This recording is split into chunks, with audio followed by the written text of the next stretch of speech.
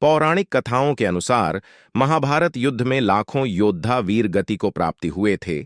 बचने वालों में पांडवों से 15 और कौरवों से 3 योद्धा थे। इस तरह इस युद्ध ने पूरे भारतवर्ष को लगभग योद्धा विहीन कर दिया। कुरुक्षेत्र में भाग लेने वाले सभी योद्धा पुरुष थे, जिनकी विधवाएं और परिजन शोक में डूबे थे। लेकिन युद्ध के 15 वर्ष बाद वह सभी एक रात के लिए जीवित हो उठे, जहां उनकी न सिर्फ मुलाकात हुई बल्कि कई विधवाएं अपने पतियों के साथ बैकुंठ जाने के लिए जल समाधि में चली गईं।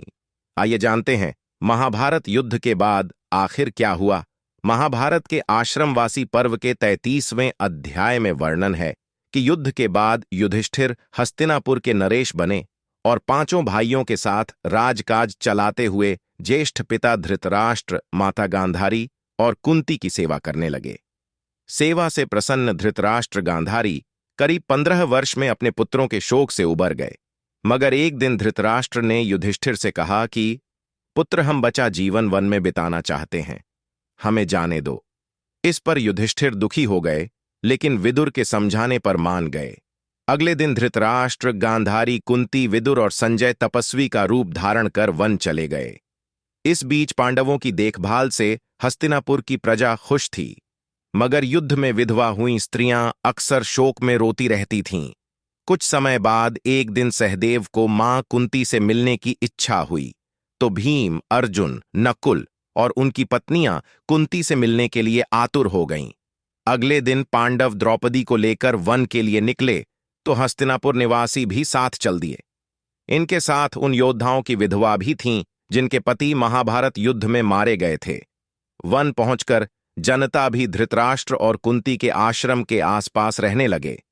इस बीच एक दिन महर्षि वेद व्यास पांडवों से मिलने आश्रम आए, मगर यहां पांडव सहित हस्तिनापुर के निवासियों को परिजनों के शोक में डूबा देखकर कहा कि आप लोग वीर गति को प्राप्त परिजनों के लिए शोक न करें, वे सभी स्वर्ग या फिर दूसरे लोकों में सुखी हैं। महर्षि वेद व्यास की इन बातों का लोगों पर असर नहीं हुआ। इस पर महर्षि ने कहा कि आज रात मैं आप सभी को परिजनों से मिलवाऊंगा। तब धृतराष्ट्र और गांधारी ने युद्ध में मृत पुत्रों और कुंती ने कर्ण को देखने की इच्छा प्रकट की। द्रौपदी आदि ने कहा कि वे भी परिजनों को देखना चाहती हैं। आश्रम गंगा तट पर था। सूर्यास्त होने से पहले महर्षि वेद व्यास सभी को लेकर गंगा तट पर पहुंचे। फिर सूर्यास्त के बाद उन्होंने तपोबल से महाभारत में मारे गए योद्धाओं का आवाहन किया। इसके बाद एक एक कर योद्धा गंगा जल से निकलने लगे।